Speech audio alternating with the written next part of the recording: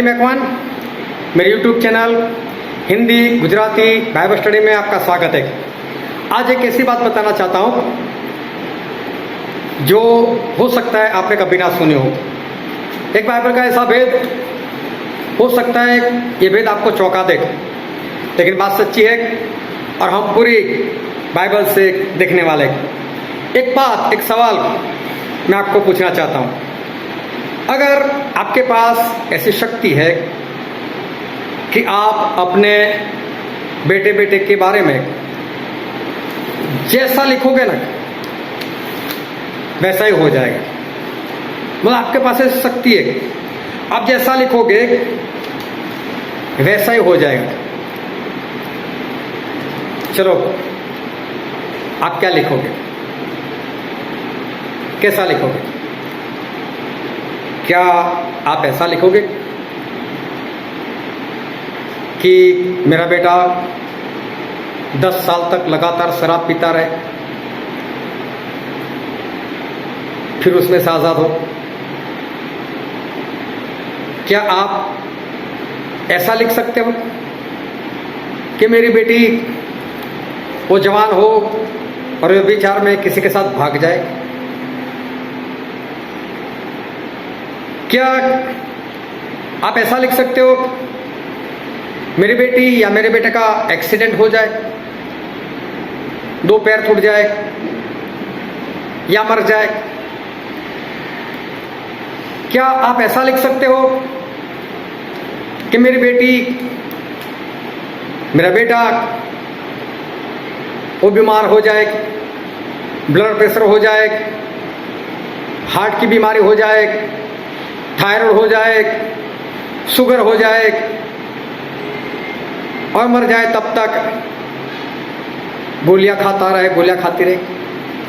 क्या ऐसा लिख सकते हो? क्या आप ऐसा लिखोगे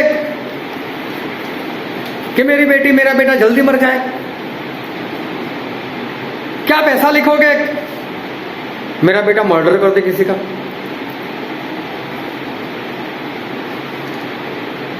क्या आप ऐसा लिख सकते हो मेरा बेटा है, मेरी बेटी चोर बन जाए, चोरी करने लग जाए? क्या ऐसा लिखोगे मेरा बेटा है, मेरी बेटी व्यभिचारी हो जाए?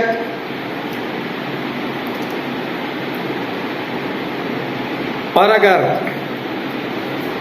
समझ लो कि आपने ऐसा लिखा और उसने ऐसा किया, अपराधी कौन? अगर आपने लिखा मेरा बेटा मर्डर करे और आपके लिखने के अनुसार होता है तो आपके बेटे ने मर्डर कर दिया, अपराधी कौन? आपके बेटे ने मर्डर किया इसलिए वो अपराधी, या आपने ऐसा लिखा है और इसलिए वो करता है तो आप अपराधी?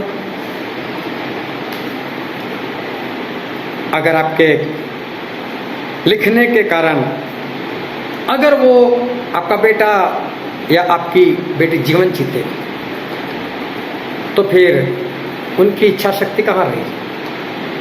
वो तो जैसा आपने लिखा है वैसे ही जीवन जी रहे, बस जैसा जैसा आपने लिखा है, आज ये करेगा कल वो करेगा, ऐसे जिएगा, ऐसे करेगा, ऐसे पढ़ेगा, इतना पढ़ेगा, तो वो तो उसी के अनुसार चल रहा है। उसमें उसका स्वभाव कौन सा, उसकी खुद की इच्छा कहाँ, उसकी इच्छा शक्ति कहाँ? अपनी मर्जी से वो कहाँ जीवन जी रहा है? अगर आपके लिखने के अनुसार उसका जीवन चल रहा है तो समझो वो जीवन तो है ही नहीं, वो जिंदा है ही नहीं, वो तो समझ लो एक कठपुतली है जो आपके लिखने के अनुसार वो चल रही है, वो अपनी मर्जी से। समझो वो एक खिलौना है, जिस तरह से खिलौने में चाबी भरते हैं और वो खिलौना इतना ही करता है जितनी चाबी उसको भर दी जाती है, जैसा प्रोग्राम उसके अंदर फिट किया जाता है वो वैसा ही करता है। समझो वो तो एक खिलौना है। आपकी बेटी या आपका बेटा अच्छा करता है तो आपको खुशी नहीं होगी, क्योंकि ऐसा आपने लिखा है इसलिए वो करता है। और आपका बेटा और बेटी गलत करते हैं तो अपराधी आप हो, क्योंकि आपने ऐसा लिखा है इसलिए वो ऐसा कर रहा है। दंड उसको नहीं, दंड आपको मिलना चाहिए। अब लोग क्या समझते हैं मालूम? परमेश्वर ने ऐसा लिखा है, परमेश्वर ने लिखा है इसलिए लोग ऐसा करते हैं। तो फिर इसका मतलब तो ये हो गया कि परमेश्वर ने लिखा तो हम सब तो कठपुतली हो गई, हमारी कोई इच्छा नहीं, कुछ भी नहीं। फिर तो न्याय हमारा नहीं होना चाहिए, फिर तो परमेश्वर का न्याय होना चाहिए। उन्होंने क्यों ऐसा लिखा? तो समझ लो परमेश्वर ने हमें कोई कठपुतली नहीं बनाया है, परमेश्वर ने हमें आजाद बनाया है। ऐसी कोई लिखी हुई बात नहीं है जिसके अनुसार आप जीवन जीते हो। आपका स्वभाव आपका अपना है, आपकी आदत है आपकी अपनी है। परमेश्वर ने ऐसा लिखकर आपको नहीं भेजा कि तू इतने साल का होगा तो ये करेगा, इतने साल का होगा तो ये करेगा, ऐसा कुछ भी लिखकर परमेश्वर ने आपको नहीं भेजा। आप जो भी करते हो आप अपनी मर्जी से करते हो। सही क्या है, गलत क्या है, मौत क्या है, जीवन क्या है, स्वर्ग क्या है, नरक क्या है, ये सभी परमेश्वर ने आपको बताया है। और एक दूसरी बात मैं आपको बताना चाहता हूं। अगर आपके पास ऐसी शक्ति है, एक तो लिखने वाली शक्ति मैंने बता दे, अगर आपके पास ऐसी शक्ति है कि आप अपना भविष्य, अब खुद की बात करता हूं, आप अपना भविष्य जान सकते हो, देख सकते हो, समझ लो आपके पास ऐसी शक्ति है। और सोचो कि एक सुबह आपको पता चला कि आज आपका एक्सीडेंट होने वाला है और आपके दोनों पैर वो टूटने वाले हैं, तो क्या आप बाहर जाओगे? आपके अंदर शक्ति है कि आप अपना भविष्य जान सकते हो, देख सकते हो। और सुबह सुबह आपको ये दिखाई दिया, आपका भविष्य दिखाई दिया कि आज अगर आप बाहर निकलते हो तो आपका एक्सीडेंट होता है और आपके दोनों पैर जो है वो टूट जाते हैं। तो मेरा सवाल है, क्या आप बाहर जाओगे? और अगर आप बाहर जाओ और एक्सीडेंट हो जाए और आपके दोनों पैर टूट जाए तो क्या आप आनंद करोगे? हाँ, जैसा देखा था वैसा ही हुआ, जैसा सोचा था, जैसे दिखाई दिया था भविष्य वैसा ही हुआ, मजा आ गया, कैसे खुश हो जाओगे? या उल्टा क्या दुखी हो गए? दुखी भी कैसे हो सकते हो? आप जानते थे फिर भी निकले तो मूर्खता है। अगर किसी को पता चले कि आपको ये बात पता चल गई थी और फिर भी आप बाहर निकले और दोनों पैर तुड़ा कर बैठे, तो मालूम है लोग क्या कहेंगे?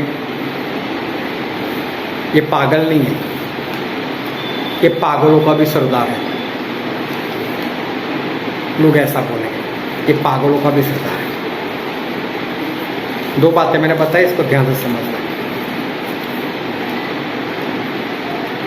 ना तो परमेश्वर ने कुछ लिखा हुआ है और आपको कठपुतली बनाकर भेजा है। अगर ऐसा है तो वो हमारा न्याय नहीं कर सकते, उनका ही न्याय होना चाहिए। उन्होंने हमें कठपुतली नहीं बनाया। दूसरी बात मैंने एक बताई कि अगर आप अपना भविष्य जानते हो और आपको पता चलता है कि आज मेरे साथ गलत होने वाला, फिर भी आप अगर वही काम करते हो तो लोग आपको पागल नहीं, पागलों का भी सरदार कहेंगे। लेकिन आज मैं बताना चाहता हूं कि परमेश्वर ने आपको आजाद बनाया है।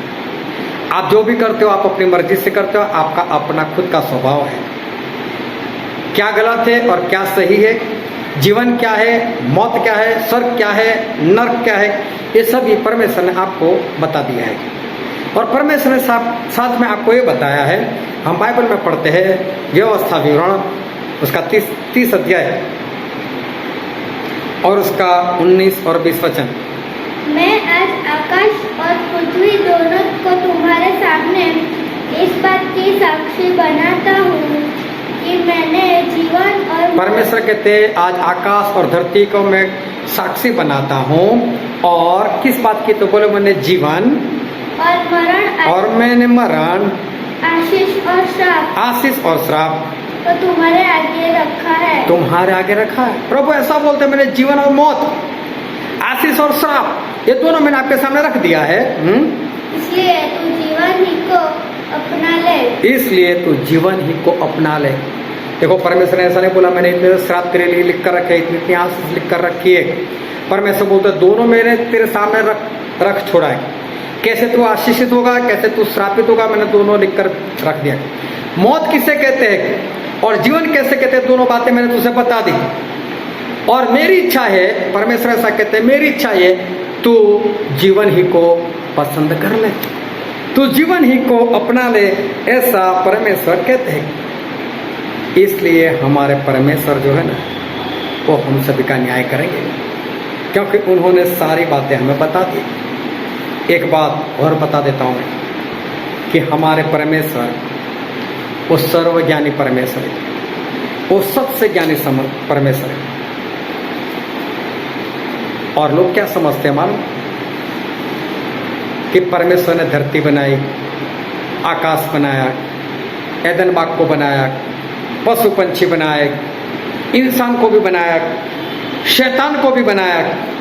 और परमेश्वर पहले से जानते थे कि शैतान मेरे बनाए हुए इंसान के पास आएगा, भले बुरे पेड़ का फल खिला देगा, इंसान पाप करेगा, और फिर मैं इंसान बनूंगा, मैं इंसान बनकर नीचे जाऊंगा और मैं सभी लोगों के लिए जान दे दूंगा, स्वर्ग बनाऊंगा, नरक बनाया, और मैं उनको किसी को स्वर्ग में ले लूंगा, किसी को नरक में डालूंगा।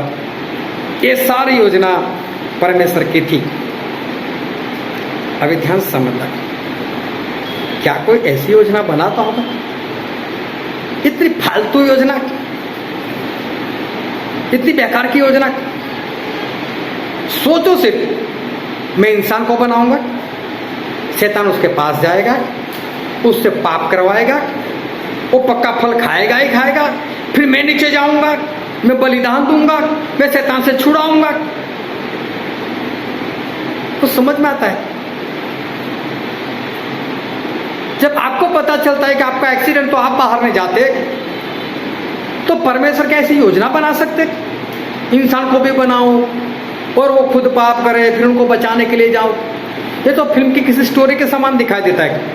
जैसे हीरो किसी गुंडे लोगों को पैसा देता है, जाओ उस लड़की को छेड़ो, फिर वो जाता है, फिर इनको ऐसे मारकर भगा देता है, और वो पैसों से मार खाते चले जाते हैं, और लड़की इंप्रेस हो जाती है और उनकी शादी हो जाती है। क्या ये कोई ऐसी कहानी है? क्या हमारे परमेश्वर की ऐसी फालतू योजना है? सोचो, परमेश्वर सभी जानते थे आदम फल खाएगा, फिर धरती के ऊपर बहुत पाप पड़ेगा, ऐसा है नहीं। लेकिन सोचो एक बार कि परमेश्वर जानते थे कि आदम फल खाएगा, फिर पाप बढ़ने लगेगा और पाप बहुत ही बढ़ जाएगा। फिर उत्पत्ति में ऐसा लिखा है, उत्पत्ति उसका अध्याय 6 और उसका 5 और 6 वचन। यहोवा ने देखा कि मनुष्यों की बुराई पृथ्वी पर बढ़ गई है। परमेश्वर ने देखा इंसान की बुराई बढ़ चुकी है, और उनके मन के विचार में जो कुछ उत्पन्न होता है वह निरंतर बुरा ही होता है। और उनके विचार बुरे ही है। और यहोवा पृथ्वी पर मनुष्यों को बनाने से पछताया। और परमेश्वर धरती पर इंसान बनाने से पछताया। परमेश्वर पछताए, मैंने गलत कर दिया, नहीं बनाना चाहता था इंसान, ऐसा हो गया उनको। अभी सोचो, सब कुछ उनकी योजना के अनुसार चल रहा होता तो खुश था, मैंने तो इंसान बना दिया, कैसा पाप पड़ा, बहुत मजा आ गया, ऐसा ना सोचते। जबकि उनकी योजना के अनुसार ही हो रहा है। तो क्या ऐसी परमेश्वर योजना बनाएंगे कि मैं इंसान बनाऊं, बहुत पाप करे, फिर उनको नाश कर दूं, जल प्रलय लेकर आऊं? नहीं। देखो, अगर ऐसा होता तो परमेश्वर दुखी ना होते। परमेश्वर इंसान बनाने से पछताते नहीं, लेकिन वो दुखी हुए और पछताए। इसका मतलब ये हुआ कि परमेश्वर को नहीं पता था ऐसा कुछ होगा। ध्यान से समझना, आगे चलकर पता चलेगा। हाँ, परमेश्वर को नहीं पता था कि मैं जो इंसान को बनाता हूँ और जो फल खाने को मैं मना करता हूँ खाएगा, नहीं पता था। उनको ये भी नहीं मालूम था कि इतना पाप बढ़ जाएगा। कैसे? हम आगे देखते हैं, वीडियो को अंत तक देखना। इतना यहाँ से बंद मत कर देना कि गलत सिखा रहा है। पूरा पढ़ने के बाद मुझे कमेंट कर देना अगर कुछ गलत दिखे तो, लेकिन वीडियो को पूरा देखो। अभी देखो कैसा हुआ और किस तरह से हुआ। अब सब जानते हैं कि ऐसा होगा, फिर भी ऐसा हुआ। समझ लो परमेश्वर सब जानते थे कि मैं इंसान बनाऊंगा, फल ही खाएगा, पाप बहुत ही बढ़ जाएगा। तो फिर दुखी होने की कोई जरूरत थी? फिर दुख क्यों करते, फिर पछताते क्यों? परमेश्वर ने शाऊल को राजा बनाया, जो इज़राइल का सबसे पहले राजा बना। 2 साल सही से चला, फिर सही से नहीं चला। ये भी परमेश्वर को नहीं मालूम था कि 2 साल के बाद सही नहीं चलने वाला। कैसे? पहला शमूएल उसका 15 अध्याय और 35 वचन। और शमूएल ने अपने जीवन भर शाऊल से फिर भेंट न की, क्योंकि शमूएल शाऊल के लिए विलाप करता रहा। और यहोवा शाऊल को इज़राइल का राजा बनाकर पछताता था। इज़राइल का राजा बनाकर पछताता था। परमेश्वर पछता है, कहाँ मैंने इसको राजा बना दिया। अभी देखो सब परमेश्वर जानते ही थे कि ऐसा ही चलने वाला है, ऐसा ही करने वाला है, और फिर भी राजा बनाते, खुद ही बनाते। तो क्या पछताते? क्या दुखी होते? पछताना कब होता है? जब इंसान दुखी होता है, ये गलत कर दिया मैंने। इसका मतलब परमेश्वर नहीं जानते थे कि ये शाऊल वो आगे चलकर सही से नहीं चलता। अभी ध्यान समझना, आप राज की बात खोल रहा हूँ। क्यों ऐसा? परमेश्वर क्यों है पता है? परमेश्वर क्यों है? अगर नरेंद्र मोदी जो हमारे प्राइम मिनिस्टर है, सोचो अगर वो आपके शहर से गुजरते हो और आपके शहर में कहीं पर चौराहा हो जहाँ पर रेड लाइट रखी हो, और रेड लाइट का मतलब होता है कि अगर लाल लाइट चालू होता आप वहाँ से निकल नहीं सकते, आपको खड़े रहना है। लेकिन अगर नरेंद्र मोदी वहाँ से जाते होंगे तो क्या वो खड़े रहेंगे? नहीं। क्यों? वो प्राइम मिनिस्टर है। तो प्राइम मिनिस्टर हो तो कौन सी बड़ी बात है? रुकना नहीं चाहिए क्या? क्या कानून हमारे लिए और उनके लिए नहीं? क्या वो इंसान नहीं? क्या वो यहाँ के नागरिक नहीं? क्या उनके लिए कानून नहीं? लेकिन बड़े लोग होते हैं ना, उनको सब छुट्टी रहती है, तोड़ो कानून, कोई बात नहीं, कोई देखने वाला नहीं। लेकिन हमारे परमेश्वर जो है ना, वो ऐसे नहीं है। हमारे परमेश्वर कैसे? हमारे जो परमेश्वर है वो अगर जानते हैं कि ये करना गलत है तो हमारे परमेश्वर भी ऐसा ही करते हैं। कानून है, लाल लाइट तोड़ना मना है, और फिर भी प्राइम मिनिस्टर साहब ने अगर वो कानून तोड़ा तो किसी में हिम्मत नहीं कि कोई उससे पूछे। और अगर कोई उनको जाकर पूछे तो क्या वो उत्तर दे सकते?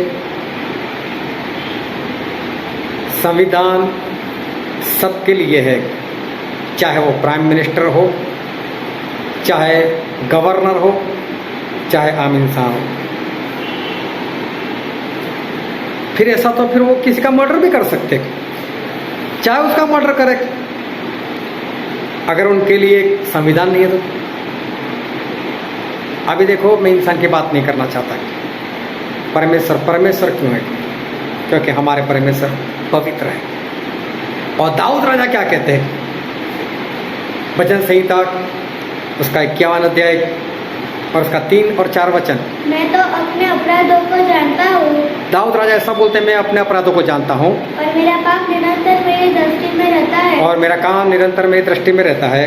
मैंने केवल तेरे ही विरुद्ध पाप किया और जो दाऊद ऐसा बोलते हैं कि परमेश्वर मैंने आपके विरुद्ध में पाप किया और जो तेरी दृष्टि में बुरा है और आपकी दृष्टि में जो बुरा है वही किया है, वही मैंने किया है, ताकि तू बोलने में धर्मी क्योंकि तू बोलने में धर्मी और न्याय करने में निष्कलंक है। और न्याय करने में निष्कलंक है। दाऊद राजा ऐसा बोलते कि परमेश्वर आप निर्दोष हो, आप निष्कलंक हो, आप में कोई गुनाह नहीं, आप में कोई पाप नहीं। हमारे परमेश्वर में कोई गुनाह नहीं, हमारे परमेश्वर में कोई पाप नहीं, इसलिए परमेश्वर वो परमेश्वर है। परमेश्वर ने अगर हमको कहा है चोरी ना करो, तो क्या वो कर सकते? क्या उनको चोरी करने की छुट्टी है? अगर वो चोरी करे तो, अगर परमेश्वर हमको कहते हैं चोरी ना करो, तो ये आज्ञा उनके लिए भी है, उनको भी चोरी नहीं करनी है। अगर वो हमको कहते हैं हत्या ना करो, तो ये आज्ञा उनके खुद के लिए भी है कि वो हत्या नहीं करना है। अगर वो हमको कहते कि व्यभिचार ना करो, तो ये आज्ञा उनके लिए भी है कि व्यभिचार नहीं करना है। अगर वो हमको कहते हैं मूर्ति पूजा ना करो, तो ये उनके लिए भी आज्ञा है कि मूर्ति पूजा नहीं करनी है। अगर वो हमको कहते हैं झूठी गवाही मत दो, तो ये उनके खुद के लिए भी है कि झूठी गवाही ना दे। और परमेश्वर हमें वही बताते हैं, जितनी आज्ञा उन्होंने हमको दी है वो सारी की सारी उनके लिए भी है। वो जो करते हैं वो करने को लोग कहते हैं, और जो नहीं करते वो हमें भी कहते कि मत करो। ऐसे हमारे परमेश्वर है। और पहले शमूएल में लिखा है, पहला शमूएल उसका 15 अध्याय उसका 22 और 23 वचन। शमूएल ने कहा, क्या यहोवा होम बलियों और मेल बलियों से उतना प्रसन्न होता है जितना कि अपनी बात के माने जाने से प्रसन्न होता है? सुन, मानना तो बलि चढ़ाने से और कान लगाना भेड़ों की चर्बी से उत्तम है। देख बलवा करना और भावी कहने वालों से पूछना, और भावी कहने वालों के पास भावी दिखाने के लिए जाना, देखने के लिए जाना एक ही समान है। एक ही समान पाप है। भावी देखने जाना पाप है। देखो, भावी देखना पाप है, भविष्य देखना पाप है। इसका मतलब हमें भविष्य नहीं देखना है।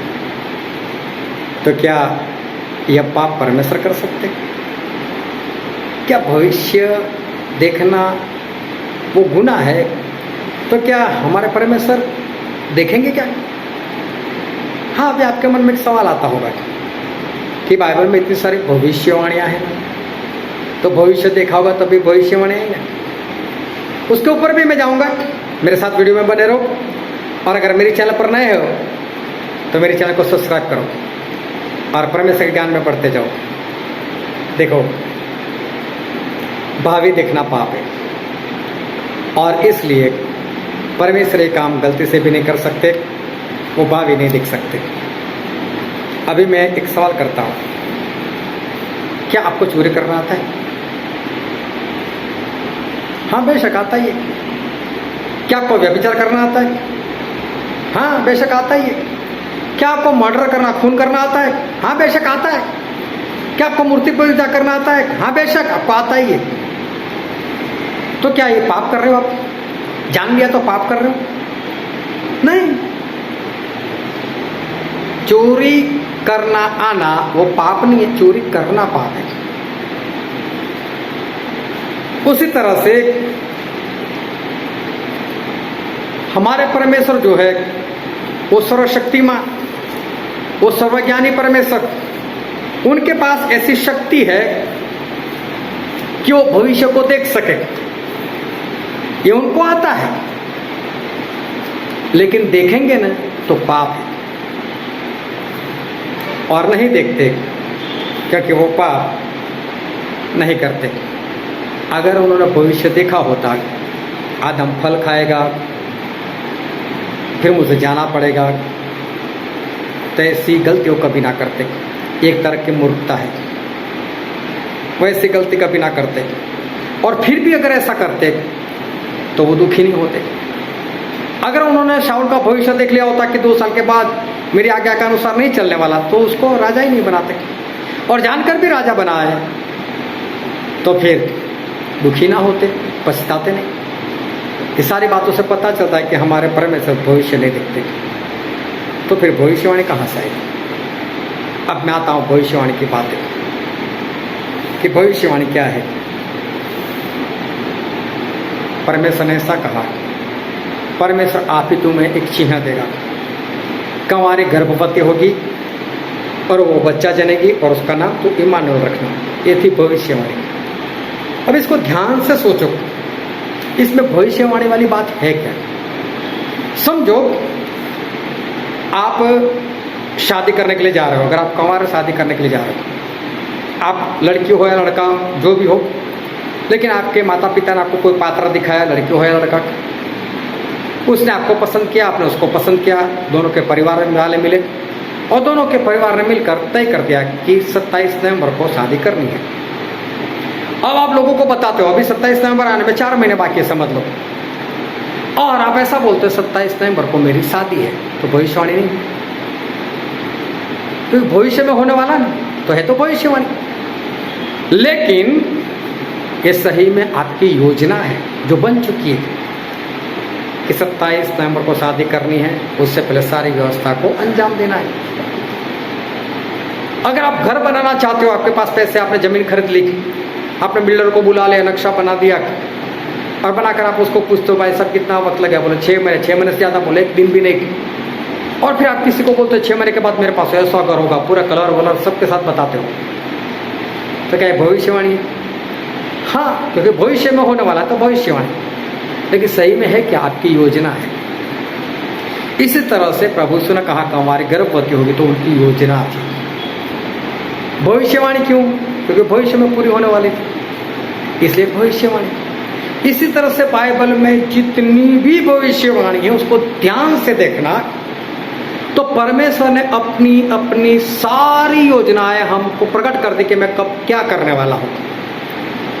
और कहीं पर ऐसी योजनाएं जो शैतान ने बनाई, वो मसीह के विरोधी को खड़ा करेगा, उसके पास चमत्कार करवाएगा, वो अपनी मुहर देगा, ये सारी उसकी योजना है। तो परमेश्वर तो सबके विचार जानते, तो उसकी योजनाएं भी परमेश्वर हमको जाहिर कर दी, जिसे हम भविष्यवाणी कहते हैं। है भी भविष्यवाणी क्योंकि भविष्य में होने वाला है, लेकिन है या तो परमेश्वर की योजना या तो शैतान की योजना, और परमेश्वर ने वो सारी योजनाएं हमें जाहिर कर दी है। तो सही में हमारे परमेश्वर ऐसे कोई भविष्य नहीं देखते, वो कोई भावी नहीं देखते। अगर देखते होते तो धरती को इस तरह से ना बनाते। वो क्या करते हैं मालूम? पहले शैतान को मार देते, फिर एदन बाग बनाते, फिर इंसान को बना देते ताकि कोई पाप ही ना हो। और अगर सब कुछ जानकर करते तो दुखी ना होते, लेकिन दुखी हुए, इसका मतलब उन्होंने जाना नहीं था। और सबसे बड़ी बात, भावी देखना पाप है, उन्होंने हमें मना किया है तो वो भी नहीं करेंगे। अगर हमको ना बोलकर अगर वो करते तो फिर वो व्यभिचार भी करते, चोरी भी करते, मर्डर भी करते। मर्डर से एक बात बता दूँ, वो किसी को मारते नहीं, लेकिन वो जज है। एक जज जब बोलता है इसको फांसी दी जाए तो वो मर्डर नहीं कर रहा है, वो जजमेंट दे रहा है। उसी तरह से परमेश्वर ने जजमेंट दिया है। तो हमारे परमेश्वर जितनी आज्ञा हमको दिए, ऐसी आज्ञा के अनुसार वो खुद चलते हैं, वो हमारा भविष्य नहीं देखते। वो पाप है, हमें करने को मना किया है तो वो खुद भी नहीं करते। परमेश्वर को आशीष दे। आमीन।